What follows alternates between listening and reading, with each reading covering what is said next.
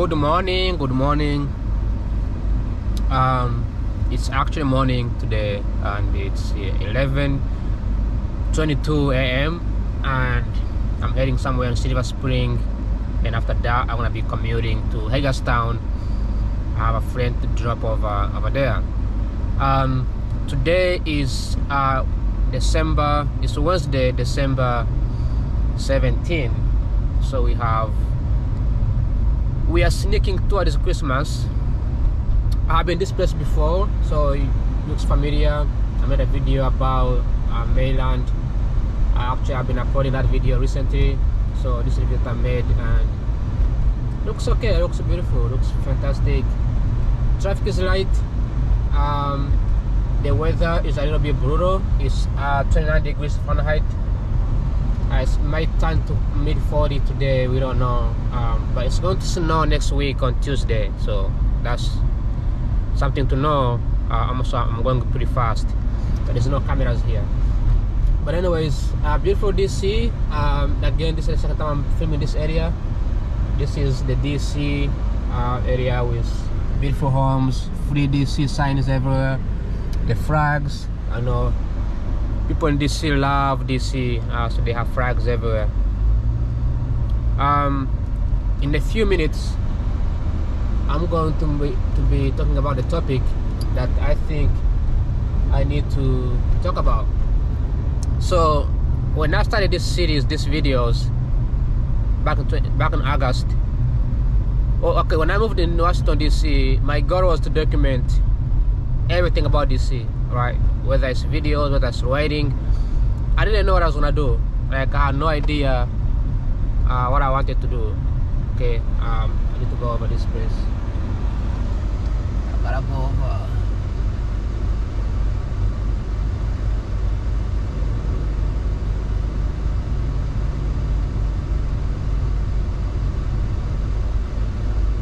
Wow, so many cars are coming.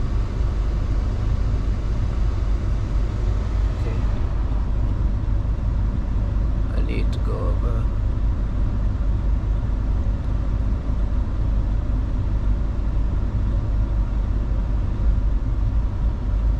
Maybe just turn here, I guess.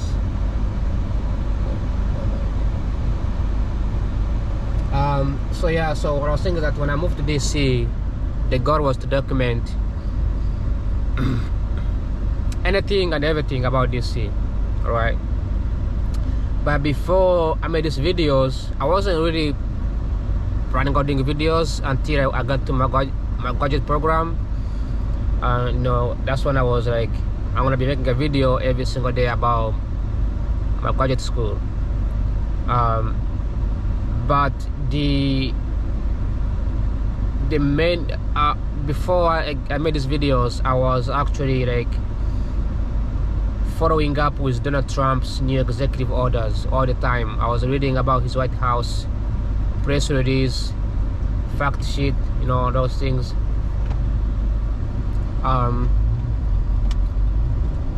It was like good.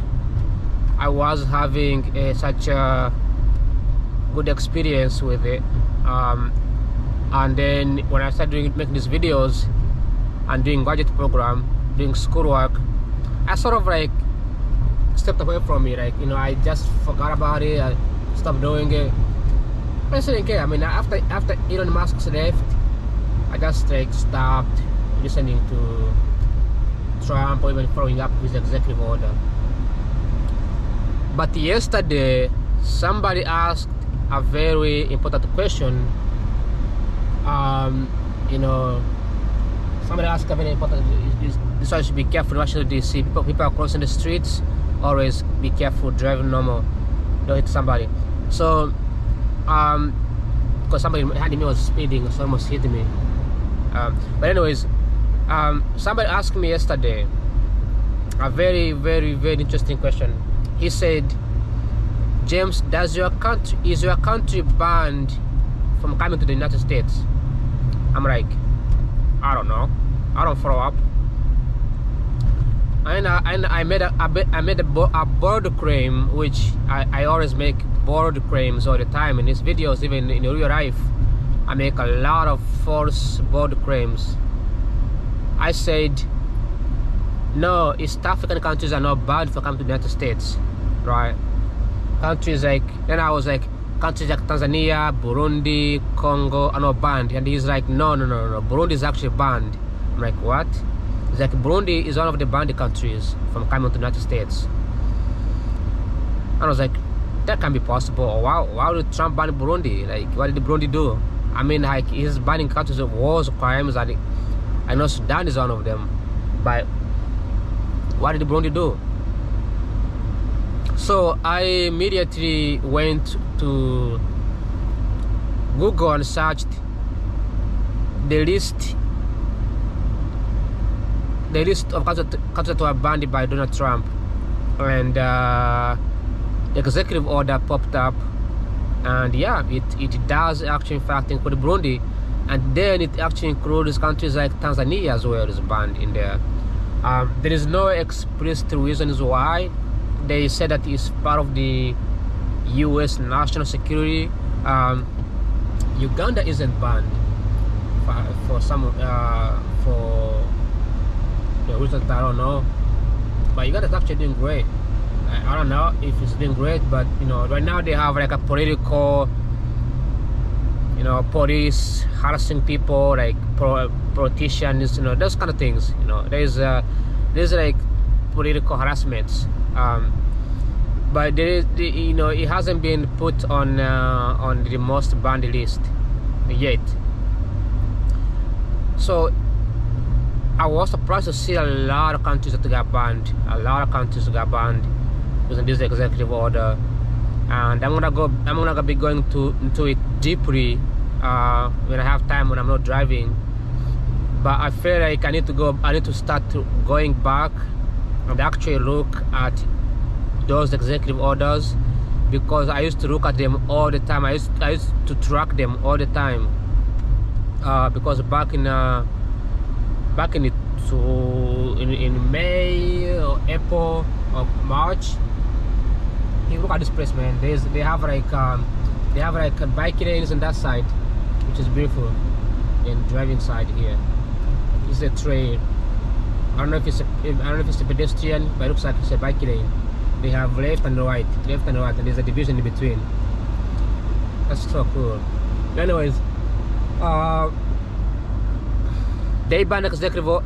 I was reading executive order from Trump since he became a president. I was very, very active into it, and I think that as I make these videos, I need to start doing the same thing, because every day there's a new executive order, either embedded, changed, or structured, right? Because I don't watch the news, you know, like I do not watch the news. I used to watch the news back in 2020, and I remember watching Donald Trump talk about COVID at the time, and I remember on Facebook a news channel posted with literally false news, like talking about things that he didn't say. And I remember responding and saying, bro, he didn't say these things, like this is not true. I know he's a jackass, but come on, like you can't just like say things that he didn't say. So I like to follow up on those examples orders just to see myself what he did. I can read, I can write, I can understand the politics, so I can go in there and I can see myself. And they have they do have White House doesn't have a release press. I don't know which place is this. This is Silver Spring. Looks like a small modern town here. White House has like a press release where they do release a lot of the fact sheet. So they release like the facts instead of like having the news do it. Okay, because nobody has been misrepresented or you know, how do I say this? Nobody has ever been treated in a way that imaginable, like, you know, I think I've been here one time, this place one time, but I did not film this area. But I like this place. This is Silver Spring area, I believe, and looks beautiful. Look at the houses here, very modern houses. It's not modern houses. These are older houses, but they look beautiful either way. You buy this house, you're good to go. You're safe. Close to DC, jobs everywhere. You can also work in DC, or you can work in Baltimore. So you have many options to go to. So yeah. Yes. Oh. This area looks familiar. I used to work here one time. So anyways, I will be going back and look at the executive orders and tell you how impacted are you with the new executive orders, with new rules, with the new laws. And now remember, executive orders are temporary. They can always be adjusted, changed, switched, eliminated. Okay, they're not permanent. They're just put there for so when somebody, okay, so let me say this. I think I've said this before. When somebody becomes a president, okay, when you become a president, you are given a list of people in your country. This is not the same. This is not popular in other countries. Like in Africa, presidents have no clue who lives in their country. They don't know, because they don't have enough resources. Also, they don't know how to gather the data. Gathering data requires knowledge, requires skills, requires a ton and a ton of education. And countries that are poor don't have data to gather to have the information that they need. So when somebody becomes a president in the US, first thing he does, he chooses who's gonna be the leader of the Pentagon. I pass that area every single time. The building that you see and the whole Crystal City, that's Pentagon. That's the military area. So as an executive and the commander-in-chief president, he orders the military to gather the information he chooses a new leader.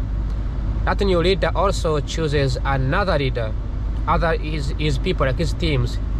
He can choose to fire other people who are in power before. He can choose to keep them, and then those people are tasked to gather as much data as possible for they are tasked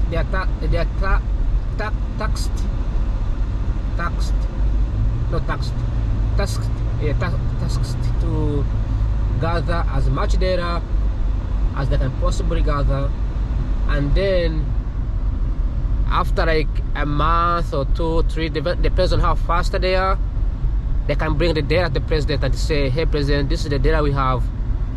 Like Trump knows that I live here. Like he knows that I live here. He knows that I have a car. He knows that I have an iPhone. Like he knows those information. They're supposed to know all those things.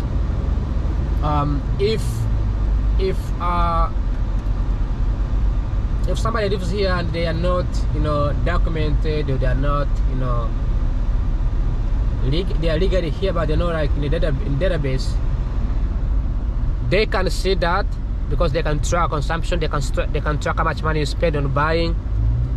They can track where you make the money. They can track everything. If the president have a right to say, I don't need James to be here. Like if James is undocumented, I don't need him to be here. And after that, the president also gets to receive the data about other countries. Like he sends a bunch of investigators, CIA agents, to a ton of countries.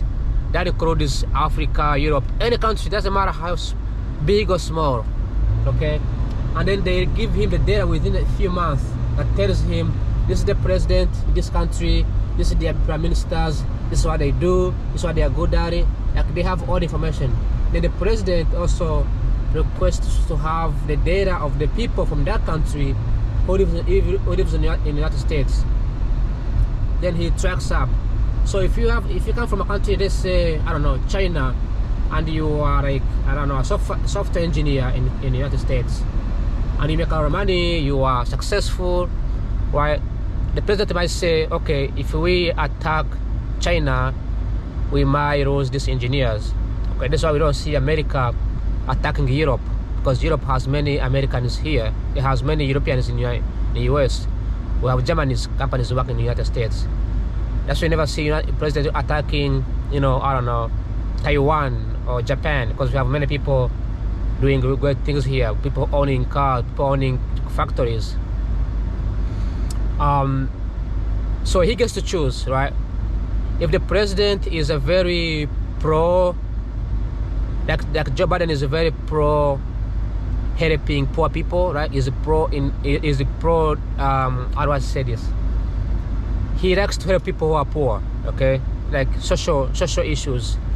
If the president is that kind of guy, then he's gonna allow countries from that country, from those people to come here, okay? Like people from the countries that are poor to come here.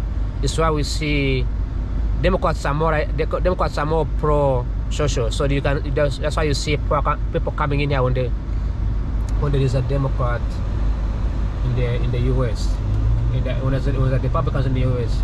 So anyways, the president gets to choose who gets to come to the US, who doesn't come to the US. That choice is up to him, okay? He can come up with any reasons. So when you see this executive order, it's because he has the data, he has the information, and the people who give him the data, they get to choose. And in my opinion, one of the things that he cares about the most, it's Israel. If a country is a pro-Israel, it's gonna be given a pass. If it's an anti-Israel, then it's gonna be given a cross, okay? Because US is very friendly with Israel. So anyways, that's all for today, and thanks for watching, and I will see you in a few minutes.